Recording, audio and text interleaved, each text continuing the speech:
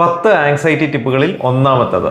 ഒന്ന് സങ്കല്പിച്ച് നോക്കൂ, നിങ്ങളൊരു കലങ്ങി മറിഞ്ഞൊഴുകുന്ന പുഴയുടെ സൈഡിൽ നിൽക്കുകയാണ്. നിങ്ങൾ അങ്ങനെ നിന്ന് പുഴയിലേക്ക് നോക്കുന്ന സമയത്ത് ഒരാട്ടിൻകുട്ടിയോ പൂച്ചക്കുട്ടിയോ അല്ലെങ്കിൽ വിലപിടിപ്പുള്ള എന്തെങ്കിലും ഒഴുകി വരുന്നു.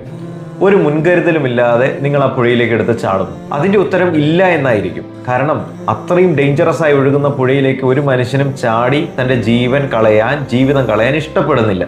നോക്കൂ, ഇങ്ങനെയാണ് നമ്മുടെ ആങ്സൈറ്റി ചിന്തകൾ. ഈ കലങ്ങി മറിഞ്ഞ് ഒഴുകി വരുന്ന പുഴയാണ് നമ്മുടെ ആങ്സൈറ്റി ഉണ്ടാക്കുന്ന നമ്മുടെ ചിന്തകൾ. ഈ സൈഡിൽ നിന്ന് കാണുന്നയാളാണ് നിങ്ങൾ. അപ്പോൾ എന്ത് ചെയ്യണമെന്നല്ലേ, അതാണ് നമ്മൾ പറയാൻ പോകുന്നത്. ഇന്ന് വരെ നമ്മൾ വിചാരിച്ചിരിക്കുന്നത് നമുക്ക് ആങ്സൈറ്റി ഉണ്ടാകുന്നതിന് കാരണം നമ്മളുടെ ചിന്തകളാണ്, അല്ലെങ്കിൽ നമ്മൾ ഉണ്ടാക്കുന്ന ചിന്തകളാണെന്നാണ്. അപ്പോൾ ഈ ചിന്ത ഉണ്ടാക്കുന്ന ആളാരാണ്? അത് നമ്മളായിട്ടാണ് നമ്മൾ കരുതുന്നത്. ശരിക്കും ചിന്ത ഉണ്ടാക്കുന്നയാളായിട്ടല്ല, ചിന്തയെ കാണുന്നയാളായിട്ട് നമ്മൾ മാറണം. എന്ന് പറഞ്ഞാൽ കുത്തി ഒലിച്ചു വരുന്ന ആ പുഴ പോലെ നമ്മൾക്ക് ഓരോ ആങ്സൈറ്റി ചിന്തകളും വരുമ്പോൾ, ഓരോ സാഹചര്യത്തിലും ഓരോ ആങ്സൈറ്റി തോട്ട് വരുമ്പോൾ നമ്മൾ ആ ചിന്തകളെ മാറി നിന്ന് വീക്ഷിക്കണം. ഉദാഹരണമായി പറഞ്ഞാൽ, ഒരു എക്സാം അല്ലെങ്കിൽ ഒരു ഇൻ്റർവ്യൂവിൻ്റെ ആങ്സൈറ്റി നമുക്കിങ്ങനെ വരികയാണ്.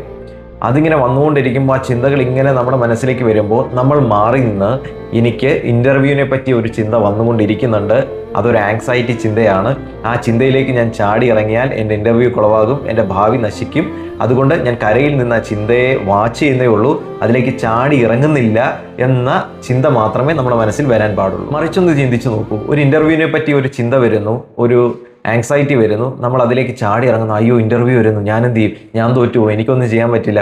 ഇങ്ങനെയൊക്കെയാണ് നമ്മൾ ചിന്തിച്ചിരിക്കുന്നതെങ്കിൽ നമുക്കൊരിക്കലും രക്ഷപ്പെടാൻ പറ്റില്ല. ആ ഒഴുക്കിൽ നമ്മൾ പോകുകയുള്ളൂ, നമ്മൾ ആ ഇൻ്റർവ്യൂ അറ്റൻഡ് ചെയ്യാതെ അവിടെ നിന്ന് ഒളിച്ചോളൂ. അപ്പോൾ ഇൻ്റർവ്യൂവിൻ്റെ കാര്യം മാത്രമല്ല, നമ്മുടെ ജീവിതത്തിൽ വരുന്ന ഓരോ ചിന്തകളും ആങ്സൈറ്റി ചിന്തകളെയും മാറ്റി നിർത്തി നമ്മൾക്ക് അതിനെ വീക്ഷിക്കാൻ കഴിഞ്ഞാൽ അതിൻ്റെ ഡേഞ്ചറസ് ആണോ അല്ലേ എന്ന് മനസ്സിലാക്കി നല്ല ചിന്തകളാണെങ്കിൽ മാത്രം നമ്മൾ ഇറങ്ങുക. അതുപോലെ തന്നെ നമുക്ക് അപകടമൊന്നും ഉണ്ടാകുന്നതിന് മുൻപേ നമ്മൾ തിരിച്ചു കയറുക. ഇങ്ങനെയാണ് നമ്മൾ പരിശ്രമിക്കുന്നതെങ്കിൽ തീർച്ചയായും ഒരു പരിധിവരെ നമുക്ക് ആങ്സൈറ്റി ഓവർകം ചെയ്യാൻ പറ്റും. ശരിക്കും നിങ്ങളുടെ തോട്ട്സിനെ വീക്ഷിക്കുന്ന ആളായിട്ട്, ഒബ്സർവ് ചെയ്യുന്ന ആളായിട്ട്, ഒരു ഒബ്സർവറായിട്ട് മാറി നമ്മുടെ ചിന്തകളെയൊക്കെ പരിശോധിച്ച് നല്ലതാണെങ്കിൽ മാത്രം എടുക്കുക. ആങ്സൈറ്റി ഉണ്ടാക്കുന്ന തോട്ട്സ് ആണെങ്കിൽ ആ ഒഴുക്കിൽ അതിനെ അങ്ങനെ വിട്ടേക്കുക.